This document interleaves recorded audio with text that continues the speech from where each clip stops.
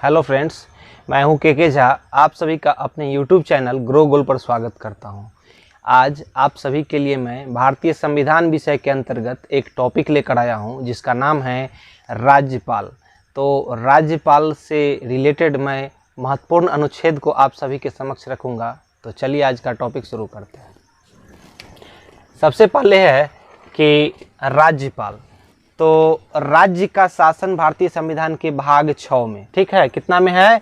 भाग 6 में चर्चा किया गया है। जैसे 1 में है संघ राज्य क्षेत्र, 2 में है नागरिकता, 3 में है मौलिक अधिकार, 4 में है नीति निर्देशक तत्व और 4 के क में मौलिक कर्तव्य, 5 में है संघ और 6 में है राज्य।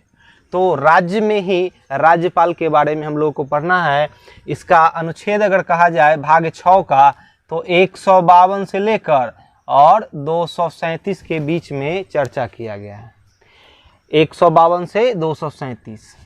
तो सबसे पहले है राज्यपाल से संबंधित जो अनुच्छेद है, सबसे पहला है अनुच्छेद 153।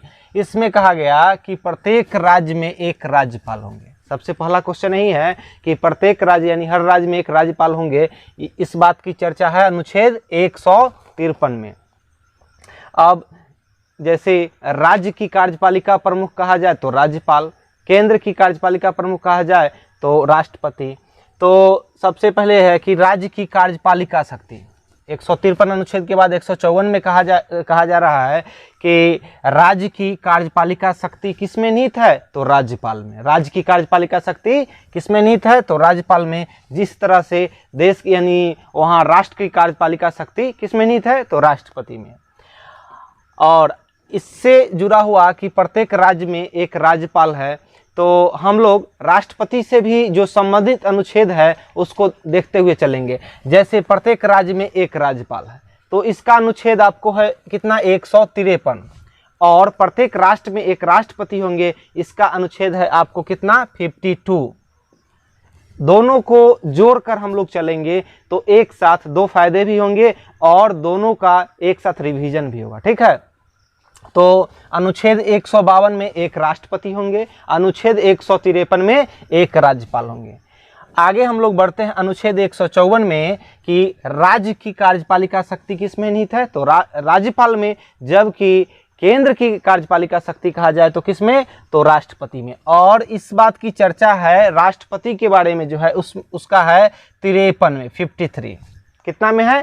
53 में, कि प्रत्येक राष्ट्र के लिए यानी केंद्र की कार्यपालिका शक्ति किसमें निहित है? तो राष्ट्रपति में। आगे हम लोग बढ़ते हैं अनुच्छेद 155। राज्यपाल की नियुक्ति के बारे में चर्चा किया गया। तो राज्यपाल को कौन नियुक्त करता है? तो राष्ट्रपति के द्वारा नियुक्त किया जाता है। राज्यपाल की नियुक्ति किनके द्वारा? तो राष्ट्रपति के द्वारा। और इस बात की चर्चा है अनुच्छेद 155 में। आगे हम लोग देखते हैं अनुच्छेद 156। 156 में कहा गया है कि राज्यपाल जो होंगे वह 5 वर्षों तक बने रहेंगे। राज्यपाल कितने वर्षों तक रहेंगे? 5 वर्ष तक। लेकिन इसमें कंडीशन है कि राष्ट्रपति के इच्छा के ऊपर निर्भर करता है कि वह किसी व्यक्ति को 5 वर्ष से अधिक भी, जिसको कहा जाता है प्रसाद पर्यंत, बने रहते हैं, ठीक है। यानी कोई व्यक्ति 5 वर्ष से अधिक भी राज्यपाल रह सकते हैं। कितना अनुच्छेद में है? 156 अनुच्छेद में। आगे देखते हैं अनुच्छेद 157 और 158 में राज्यपाल की अर्हताएं के बारे में है, ठीक है। यानी कौन व्यक्ति राज्यपाल हो सकता है? तो जिनकी आयु 35 वर्ष हो, जो भारत के नागरिक हो, जो किसी भी लाभ के पद पर नहीं बने हो और जो विधानसभा सदस्य बनने की योग्यता रखते हो, ठीक है। 3 कंडीशन हुआ। भारत के नागरिक होना चाहिए, उनका उम्र 35 वर्ष होना चाहिए और लाभ के पद पर नहीं होना चाहिए और विधानसभा सदस्य बनने की योग्यता रखते हैं। यानी कुल 4 कंडीशन है राष्ट्रपति बनने के लिए। और राज्यपाल बनने के लिए 4 कंडीशन। और राष्ट्रपति में सब चीज सेम है, केवल क्या है कि वह लोकसभा की सदस्यता की योग्यता रखते हैं।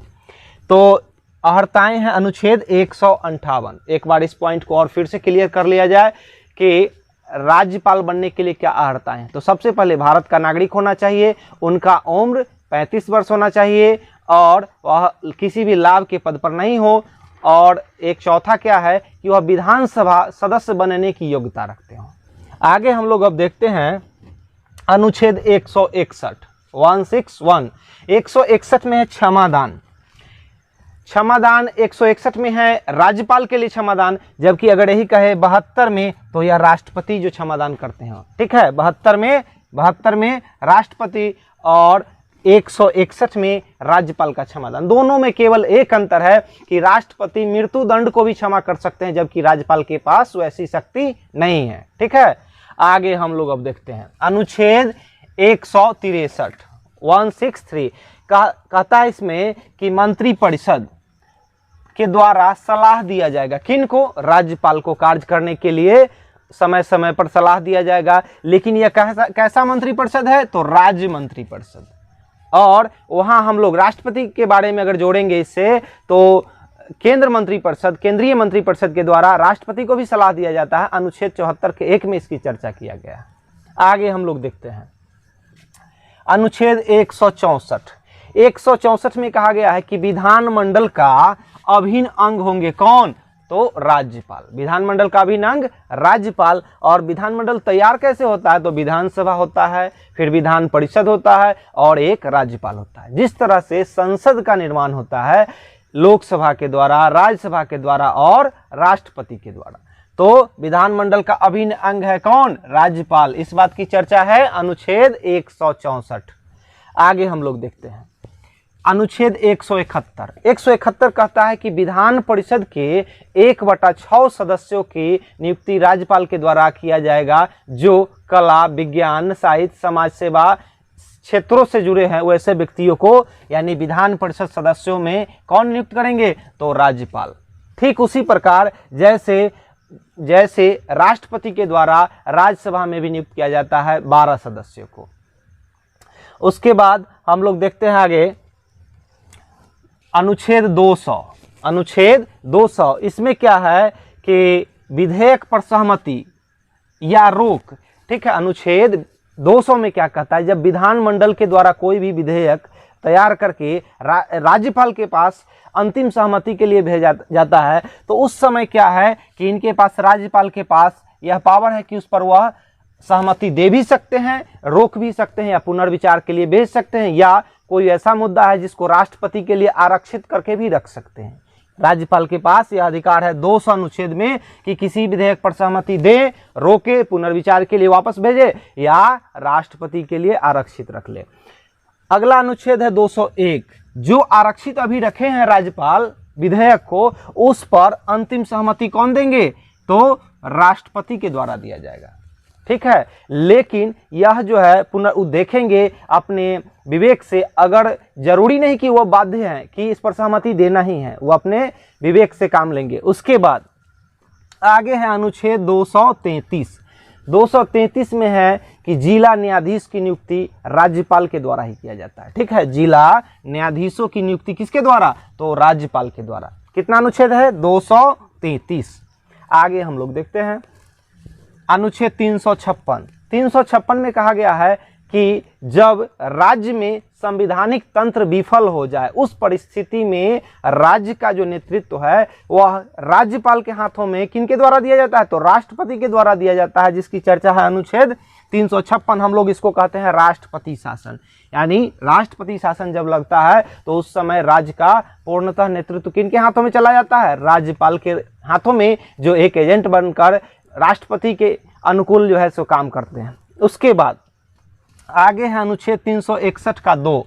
अनुच्छेद 361 का 2, इसमें क्या कहा गया है कि जब राज्यपाल अपने पद पर रहेंगे उस समय उनके विरुद्ध किसी भी न्यायालय में कोई मुकदमा नहीं किया जाएगा। ठीक है, राज्यपाल पर कोई भी मुकदमा नहीं किया जाएगा। इस बात की चर्चा है अनुच्छेद 361 के 2। जिस तरह से राष्ट्रपति पर महाभियोग की प्रक्रिया है, भारतीय संविधान में एक ही ऐसा पद है राज्यपाल, जिस पर कोई भी हटाने की प्रक्रिया नहीं है।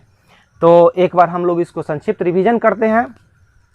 सबसे पहले हम लोग देखें कि राज्य की चर्चा जो संविधान के भाग 6 में किया गया है, और 153 अनुच्छेद कहता है कि प्रत्येक राज्य में एक राज्यपाल होंगे।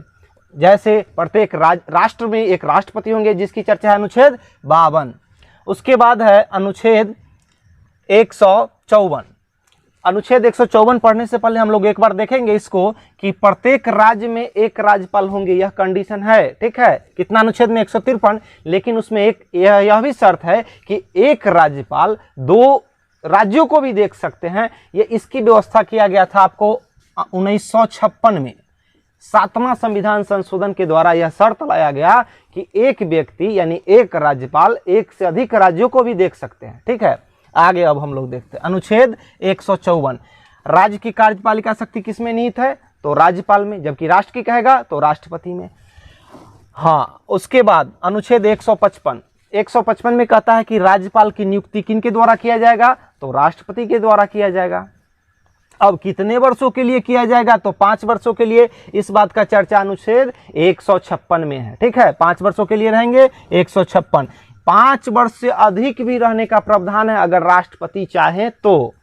उसके बाद अनुच्छेद 157 और 58 में राज्यपाल की अर्हताएं हैं। अर्हताएं मतलब उनका जो योग्यता है, जैसे वो कौन कौन व्यक्ति जो है राज्यपाल बनने के लिए योग्य है। जैसे वह भारत के नागरिक होने चाहिए, उनकी उम्र 35 वर्ष हो जानी चाहिए और किसी भी लाभ के पद पर नहीं हो और राज्य विधानसभा सदस्य बनने की योग्यता रखते हो।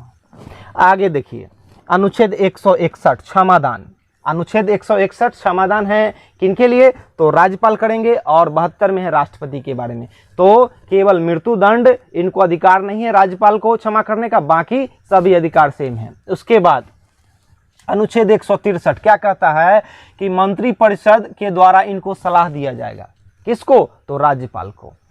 और अनुच्छेद 164 कहता है कि विधानमंडल का अभिन्न अंग होंगे कौन, तो राज्यपाल, 164 के अनुसार। आगे देखिए अनुच्छेद 171 विधान परिषद का 1/6 सदस्यों की नियुक्ति राज्यपाल के द्वारा किया जाएगा। कितना अनुच्छेद के तहत, 171। विधान परिषद और वहाँ राज्यसभा, यहाँ विधानसभा तो वहाँ लोकसभा, यहाँ विधानमंडल तो वहाँ क्या केंद्र में संसद कहते हैं। उसके बाद आगे हम लोग बढ़ते हैं अनुच्छेद 200 क्या कहता है कि किसी भी विधेयक पर जो विधानमंडल के द्वारा राज्यपाल को अंतिम सहमति के लिए भेजा जाता है, उस पर राज्यपाल सहमति दे भी सकते हैं, रोक भी सकते हैं और पुनर्विचार के लिए वापस भेज सकते हैं या राष्ट्रपति के लिए आरक्षित रख सकते हैं। यानी कि उस पर फिर से विचार राष्ट्रपति करके बाध्य नहीं है कि वह निर्णय दे ही दे, यानी सहमति दे ही दे, नहीं भी दे सकते हैं। इस बात की चर्चा है अनुच्छेद 201 यानी आरक्षित विधेयक पर सहमति किनके द्वारा, तो राष्ट्रपति के द्वारा। आगे हम लोग देखते हैं अनुच्छेद 233 कहता है कि जिला न्यायाधीशों की नियुक्ति किया जाएगा किनके द्वारा, तो राज्यपाल के द्वारा। उसके बाद अनुच्छेद 356 जब राज्य में संवैधानिक तंत्र विफल हो जाए उस परिस्थिति में राज्य का नेतृत्व करने के लिए किनको चुना जाता है, तो राज्यपाल को। कौन चुनते हैं, तो राष्ट्रपति के द्वारा चुना जाता है। और अनुच्छेद 361 का 2 क्या कहता है कि जब राज्यपाल अपने पद पर रहेंगे तो उस समय इन पर कोई भी मुकदमा नहीं चलाया जाएगा। तो आशा करते हैं आप सभी को यह वीडियो अच्छा लगा होगा और परीक्षा की दृष्टि से हम लोग वैसे तथ्यों को आपके सामने रखने का प्रयास किए हैं जो आपके लिए महत्वपूर्ण है। अगर वीडियो आपको अच्छा लगे तो इसे लाइक शेयर सब्सक्राइब जरूर करें और बेल आइकन जरूर दबाएं ताकि आपको अगला वीडियो प्राप्त हो। धन्यवाद।